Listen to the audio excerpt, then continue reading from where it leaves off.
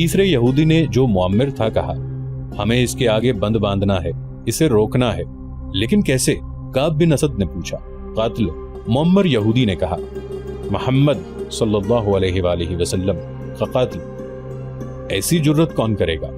काब बिन असद ने कहा, तुम कहोगे कि वो एक यहूदी होगा। अगर वो मोहम्मद के कत्ल में नाकाम हो गया तो बनु कैनुका और बनु नुज़ैर का अंजाम देख लो।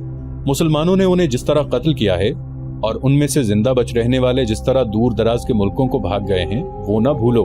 खुदाए यहूदा की कसम, मुअम्मिर यहूदी ने कहा, मेरी अक्ल तुमसे ज्यादा काम नहीं करती तो तुमसे कम भी नहीं। तुमने जो आज सोचा है वो मैं और लैस बिन मौशान बहुत पहले सोच चुके हैं। कोई यहूदी मोहम्मद को कत्ल करने नहीं जाएगा। फिर वो कौन होगा? वो कबीला कुरैश का एक आदमी है, बूढ़े यहूदी ने जवाब दिया। लैस बिन मौशान ने उसे तैयार कर लिया है। मेरा ख्याल है कि अब वक्त आ गया है कि ये काम कर दिया जाए। अगर तुम लोग भूल नहीं गए कि मैं बनु कुरैज़ा का सरदार हूं, तो मैं इस काम की इजाजत कैसे दे सकता हूं जो मुझे मालूम ही ना हो कि कैसे किया जाएगा? काब बिन असद ने कहा, और मुझे कौन बताएगा कि उस आदमी को इतने खतरनाक काम के लिए कैसे तैयार किया गया है? क्या उसे अबू सुफियान ने तैयार किया है? खालिद बिन वलीद ने तैयार किया है? सुनो काब, बूढ़े यहूदी ने कहा, और यहूदी हसीना युहावा की तरफ देखा। मैं ये बात लैस बिन मुशान की मौजूदगी में सुनाऊं तो क्या अच्छा ना होगा? युहावा ने कहा, इस बात में इस बुजुर्ग का अमल दखल ज्यादा है। हम उस बूढ़े जादूगर को कहां से लाएं? काब बिन असद ने कहा, हम तुम पर एतबार करते हैं। वो यही हैं, बूढ़े यहूदी ने कहा। हम उसे साथ लाए हैं और हम उसे भी साथ लाए हैं जो मोहम्मद को कत्ल करेगा। अब हम इंतजार नहीं कर सकते।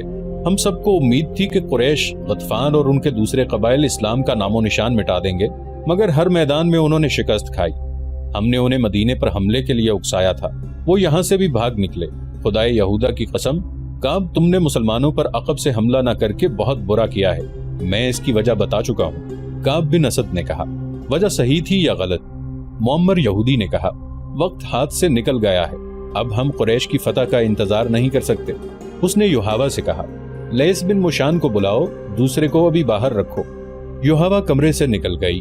वापस आई तो उसके साथ लैस बिन मुशान था। वो एक बूढ़ा यहूदी था जिसकी उम्र 70 और 80 बरस के दरमियान थी। उसके सर और दाढ़ी के बाल दूध की तरह सफेद हो चुके थे। दाढ़ी बहुत लंबी थी। उसके चेहरे का रंग सुर्ख और सफेद था। उसने ऊंट के रंग की कबा पहन रखी थी। उसके हाथ में लंबा असा था जो ऊपर से सांप के फन की तरह तराशा हुआ था। लैस बिन मुशान को यहूदियों में जादूगर के नाम से शोहरत हासिल थी। शोबदाबाजी और काले इल्म में वो महारत रखता था। वो मक्का और मदीना के दरमियान किसी गांव का रहने वाला था।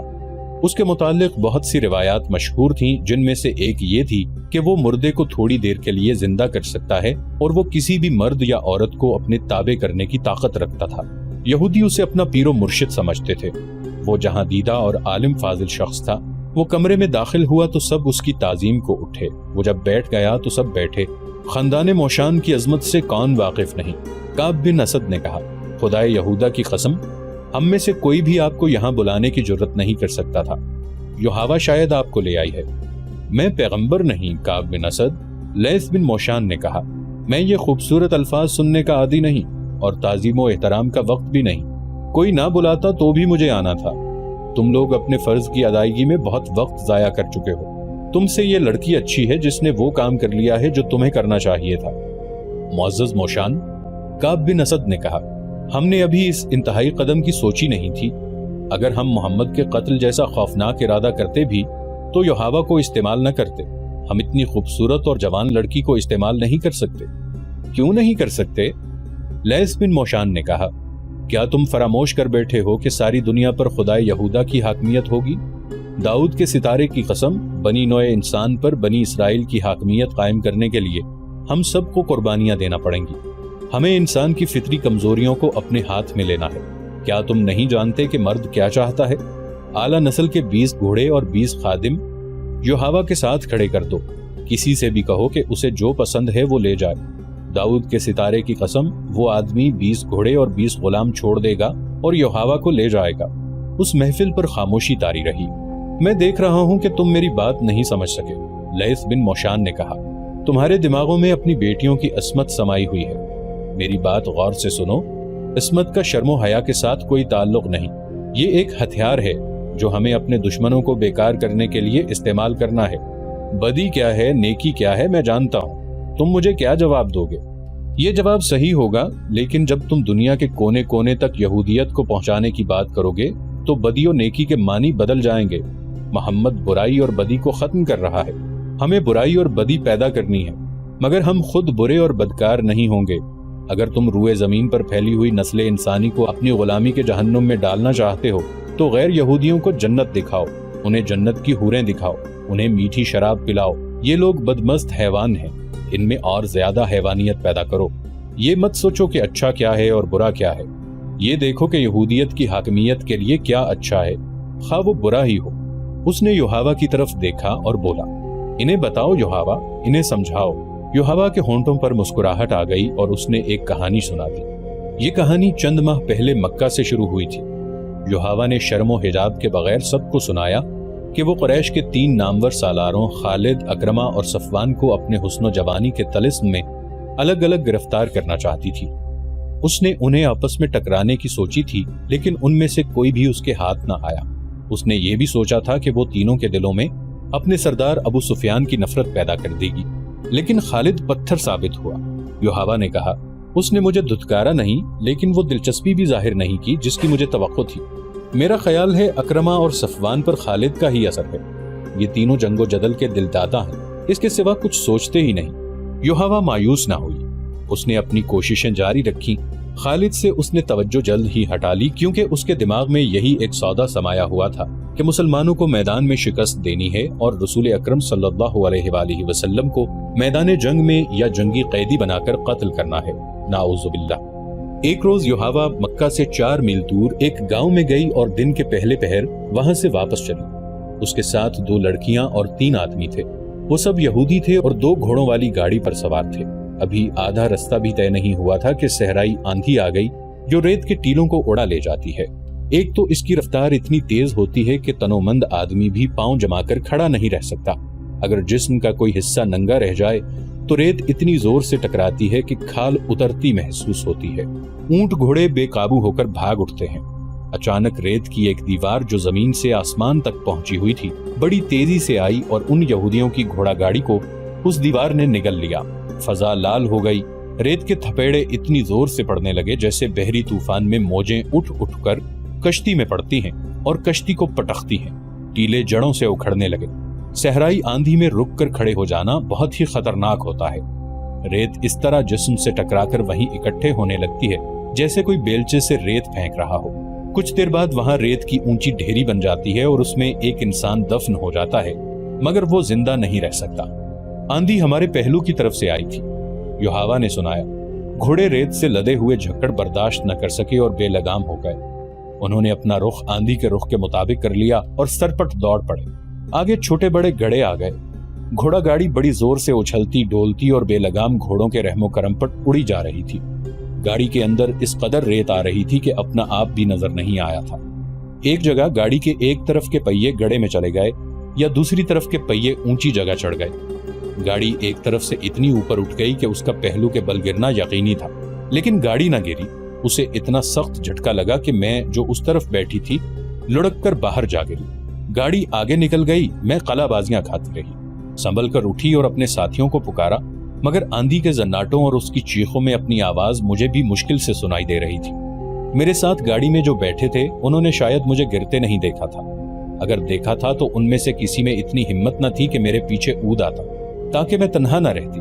میں اتنی خوفزدہ کبھی نہیں ہوئی تھی اور میں کبھی ایسی خوفناک آندھی میں بھی نہیں پھنسی تھی۔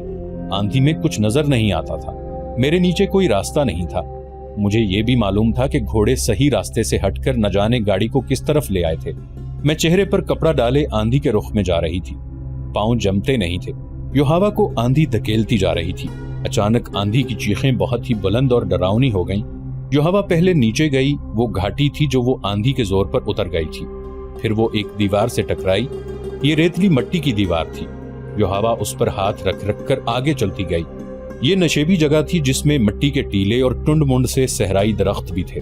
یہاں آندھی کی چیخیں ایسی ہو گئی تھیں جیسے بہت سی عورتیں چیخ چلا رہی ہوں۔ بعض چیخیں آندھی کی لگتی ہی نہیں تھیں، یہ انسانوں کی بھی نہیں لگتی تھیں، وہ چڑیلوں یا درندوں کی معلوم ہوتی تھیں۔ یہ یہودی حسینہ جو اپنے آپ کو نڈر اور دلیر سمجھتی تھی خوف سے رو پڑی۔ وہ جانتی تھی کہ آندھی تھم جائے گی، لیکن وہ یہ بھی جانتی تھی کہ کسی کے ہاتھ چڑھ گئی تو وہ اسے اس کے گھر نہیں اپنے گھر لے جائے گا، اور یہ بھی ہو سکتا تھا کہ کوئی اسے خراب کر کے قتل کر جائے۔ رات آ رہی تھی، بھیڑیوں کا خطرہ الگ تھا۔ کوئی اور خطرہ ہوتا تو یہ خطرہ موجود تھا کہ وہ مکہ کے راستے سے بھٹک آئی ہے۔ صحرا میں راستے کی تلاش ناممکن ہوتی ہے۔ بھٹکے ہوئے مسافر کا انجام موت ہوتا ہے۔ وہ تھکن سے نہیں، پیاس سے مرتا ہے۔ اسے اونٹ کے بڑبڑانے کی آواز آئی۔ اس کی دہشت زدگی بڑھ گئی، لیکن اسے آندھی کی آواز سمجھ کر اس نے دل کو تسلی دی۔ اسے کچھ بھی نظر نہیں آ رہا تھا۔ وہ مٹی کی دیوار پر ہاتھ رکھ رکھ کر جا رہی تھی۔ یہ دیوار بہت بڑا ٹیلا تھا جو آگے جا کر گھوم گیا۔ اونٹ کی آواز ایک بار پھر سنائی دی۔ اب یہ آواز بہت قریب سے آئی تھی، اتنی قریب سے کہ یوحوا رک کر پیچھے ہٹ آئی۔ اب اسے شک نہ رہا، یہ اونٹ ہی کی آواز تھی۔ اونٹ اکیلا نہیں ہو سکتا تھا، 2-3 آدمیوں کا وہاں ہونا ضروری تھا۔ یہ آدمی اس کے ہمدرد تو نہیں ہو سکتے تھے۔ وہ گناہ اور بدی کا دور تھا۔ یوحوا نے وہاں سے بھاگنے کا ارادہ کیا، لیکن کس طرف، کہاں؟ وہاں کوئی پناہ نہیں تھی۔ آندھی ٹیلوں اور خشک درختوں کے درمیان سے گزر کر ہیبت ناک چیخیں پیدا کر رہی تھی۔ یوحوا کے پاؤں جیسے زمین نے جکڑ لیے تھے۔ اسے اپنے ان آدمیوں پر غصہ آنے لگا جن کے ساتھ وہ گھوڑا گاڑی میں جا رہی تھی۔ انہیں اتنا بھی پتہ نہ چلا کہ وہ گاڑی سے گر گئی ہے۔ کوئی طاقت تھی جو اسے دھکیل کر ایک طرف لے گئی۔ وہاں سے دیوار کی طرح سیدھا کھڑا ٹیلا اندر کو چلا گیا تھا۔ یہ بڑی اچھی اوٹ تھی، وہ آندھی کے تھپیڑوں سے محفوظ ہو گئی۔ وہاں 3-4 گز دور تک وہ دیکھ بھی سکتی تھی۔ اسے اونٹ نظر نہیں آ رہا تھا۔ دیوار کے ساتھ ساتھ وہ اور اندر آ گئی تو ایک غار کا دہانہ دکھائی دیا، لیکن اس نے اندر جانے کی جرت نہ کی۔ وہ رک گئی۔ اندر آ جاؤ، اسے ایک آدمی کی آواز سنائی دی۔ باہر کیوں کھڑے ہو بھائی، اندر آ جاؤ۔ یوحوا کی بے اختیار چیخ نکل گئی اور وہ پیچھے کو دوڑی۔ جوں ہی وہ اس اوٹ سے باہر نکلی، آندھی نے اس کے اوپر اس طرح ریت پھینکی جیسے کسی نے بیلچے سے پھینکی ہو۔ یوحوا گھبرا کر پیچھے کو ہٹی۔ ایک آدمی جو پیچھے سے آیا تھا اس کے سامنے آن کھڑا ہوا۔ او، تم عورت ہو؟ اس آدمی نے پوچھا۔ اکیلی ہو؟ تم اکیلی نہیں ہو سکتی، میرے ساتھ 4 آدمی ہیں۔ یوحوا نے اپنا چہرہ اوڑھنی میں چھپا کر کہا۔ ان کے پاس گھوڑے ہیں، ان کے پاس تلواریں اور برچھیاں ہیں۔ کہاں ہیں وہ؟ اس آدمی نے کہا۔ تم ان سے الگ ہو کر ادھر کیوں آئی تھیں؟ انہیں ادھر لے آؤ، بڑا اچھا غار ہے، ہم سب آسانی سے اس میں بیٹھ سکیں گے۔ یوحوا وہاں سے نہ ہلی۔ اس آدمی نے اسے 3 بار کہا کہ وہ ان آدمیوں کو ساتھ لے آئے، لیکن یوحوا کی زبان بند ہو گئی تھی۔ اس آدمی نے جھپٹا مار کر یوحوا کی اوڑھنی کھینچ لی۔ تم اس یہودی کی بیٹی نہیں ہو؟ اس آدمی نے پوچھا اور یوحوا کے باپ کا نام لے کر بولا۔ تم اکیلی ہو؟ ہاں، میں اکیلی ہوں، یوحوا نے روتی ہوئی آواز میں کہا۔ مجھ پر رحم کرو۔ یوحوا نے اسے بتا دیا کہ یہاں کس طرح پہنچی ہے۔ میرے ساتھ آؤ، اس آدمی نے کہا اور یوحوا کا بازو پکڑ کر اسے اپنے ساتھ لے چلا۔ ذرا رکو، یوحوا نے کہا، تم کتنے آدمی ہو؟ کیا تم مجھ پر رحم نہیں کرو گے؟ تم قبیلہ قریش کے آدمی ہو شاید۔ میں اکیلا ہوں، آدمی نے کہا، اور میرا قبیلہ قریش ہی ہے۔ میں تم پر رحم ہی کر رہا ہوں، میں نے تمہیں مکہ میں اکثر دیکھا ہے۔ یوحوا نے کہا، تمہارے نام سے میں واقف نہیں، میں جرید بن مسیب ہوں، میرے ساتھ آؤ۔ پھر تم مجھے میرے گھر تک پہنچا دو گے؟ یوحوا نے پوچھا۔ میں تمہیں کبھی ناراض نہیں کروں گی۔ اونٹ جس کی آوازیں یوحوا نے سنی تھیں وہ جرید بن مسیب کا تھا، جو باہر کہیں بیٹھا تھا۔ جرید یوحوا کو غار میں لے گیا۔ جرید دراز قد، گٹھے ہوئے جسم اور دلکش چہرے مہرے والا جوان آدمی تھا۔ اس نے غار میں لے جا کر یوحوا کو پانی پلایا اور ایک تھیلی اس کے آگے رکھ دی جس میں کھجوریں تھیں۔ خاموشی سے بیٹھی رہو، جرید نے کہا، آندھی کا زور ٹوٹ رہا ہے، میں تمہیں گھر پہنچا دوں گا۔ ذرا خاموش رہ کر اس نے یوحوا سے پوچھا، تم نے یہ کیوں کہا تھا کہ میں تمہیں ناراض نہیں کروں گی؟ تم مجھے گھر پہنچانے کا معاوضہ لوگے؟ یوحوا نے کہا، میں اور کیا معاوضہ دے سکتی ہوں؟ میں کوئی معاوضہ نہیں لوں گا۔ جرید نے کہا، میں ان میں سے نہیں ہوں، اگر میں نے تمہیں کسی سے لڑ کر چھینا ہوتا تو تم میرا انعام ہوتی، مگر تم نے مجھ سے رحم مانگا ہے، رحم کرنے کا معاوضہ کون لیتا ہے؟ یوحوا اس کے منہ کی طرف دیکھتی رہی۔ جرید بن مسیب لیٹ گیا۔ یوحوا نے اس کے ساتھ کچھ باتیں کی۔ تھوڑی دیر بعد اسے یقین ہو گیا کہ جرید کی نیت میں خرابی نہیں ہے، وہ تو اس کے ساتھ کھل کر بات بھی نہیں کرتا تھا۔ یوحوا پریشان ہو گئی۔ جرید، یوحوا نے پوچھا، کیا میں خوبصورت نہیں؟ کیا تم مجھے پسند نہیں کرتے؟ جرید نے قہقہا لگایا مگر بولا کچھ بھی نہیں۔ تم کیوں ہنسے ہو؟ یوحوا نے پوچھا۔ میں تمہاری ہنسی سے ڈر گئی ہوں۔ خدا کی قسم تم بہت خوبصورت ہو، جرید نے کہا۔ تم میری پسند کی لڑکی ہو، لیکن جس طرح اور جس جگہ تم مجھے ملی ہو یہ مجھے پسند نہیں. میری مردانگی کو مت للکارو. تمہارا جسم مجھے بہت اچھا لگتا ہے، لیکن میرے دیوتا مجھ پر لعنت بھیجیں گے کہ میں نے مصیبت میں پھنسی ہوئی لڑکی کا ہاتھ پکڑا اور اس کے جسم کو اپنا انعام سمجھ لیا. جرید پھر خاموش ہو گیا. یوحاوا کے دل سے خوف نکلتا چلا گیا اور جرید اسے بڑا ہی خوبصورت نظر آنے لگا. میں نے جرید کو مکہ میں کئی بار دیکھا تھا. یوحاوا نے کعب بن اسد کے گھر میں سب کو یہ کہانی سناتے ہوئے کہا، لیکن میں نے کبھی اس کی طرف کوئی توجہ نہیں دی تھی. اپنے قبیلے میں اسے کوئی رتبہ یا اونچی حیثیت حاصل نہیں تھی، مگر اس روز غار میں اس کے پاس تنہا اور بے بس بیٹھ کر مجھے محسوس ہونے لگا کہ یہ تو اونچی حیثیت والے لوگوں سے بھی اونچا ہے. آندھی کا زور ٹوٹا تو سورج ڈوب رہا تھا. اس نے مجھے کہا، آؤ چلیں. میں اس کے پیچھے پیچھے غار سے نکلی. کچھ دور تک اس کا اونٹ ٹیلے کے ساتھ لگا بیٹھا تھا. وہ اونٹ پر بیٹھا اور مجھے اپنے پیچھے بٹھا لیا. اس کے اشارے پر اونٹ اٹھا اور چل پڑا. گرد و غبار صاف ہو گیا تھا. میں نے وہ جگہ دیکھی. وہ بڑی ہی ڈراؤنی جگہ تھی. میں نے اس جگہ کے متعلق کچھ پر اسرار باتیں سنی تھی. آندھی میں تو میں دیکھ نہ سکی کہ یہ کون سی جگہ ہے. آندھی کے بعد دیکھا تو میرے رونگٹے کھڑے ہو گئے. بعض ٹیلے انسانوں کی طرح تھے. ان کا رنگ بھی ڈراؤنا تھا. میں شتر سواری جانتی ہوں، اونٹ کو دوڑا سکتی ہوں، لیکن اس شام جرید کے پیچھے اونٹ پر بیٹھے ہوئے میں ڈرنے لگی کہ میں گر پڑوں گی. میں نے جرید کی کمر میں بازو ڈال کر اسے مضبوطی سے پکڑ لیا. مجھ میں یہ احساس بیدار ہو گیا تھا کہ میں بڑی ہی کمزور لڑکی ہوں اور جرید بن مسیب میرا محافظ ہے. آپ کو یہ تو معلوم ہے کہ میں اپنے مذہب کے لیے کیا کر رہی ہوں، لیکن آپ کو یہ معلوم نہیں ہوگا کہ اس راستے پر مجھے میرے باپ نے ڈالا ہے.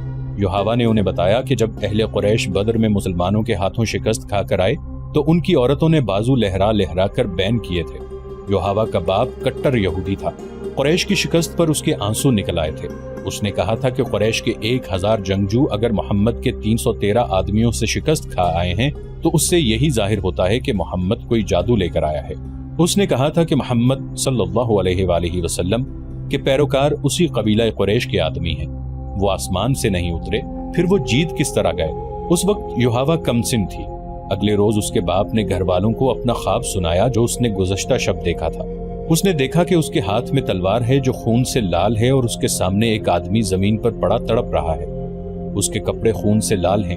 یوحاوا کو معلوم نہیں کہ یہ کون ہے جسے اس نے قتل کر دیا ہے. اسے ایک آواز سنائی دیتی ہے، یہ کام تمہیں کرنا ہے. تڑپتا ہوا زخمی مر جاتا ہے اور لاش اپنے آپ زمین میں غائب ہو جاتی ہے. وہاں سے ایک بڑی خوبصورت اور کمسن لڑکی ابھرتی ہے جس کے ہونٹوں پر مسکراہٹ ہے. اس پر اس خواب کا ایسا اثر ہوا کہ وہ لیس بن موشان کے پاس چلا گیا اور اس سے خواب کی تعبیر پوچھی.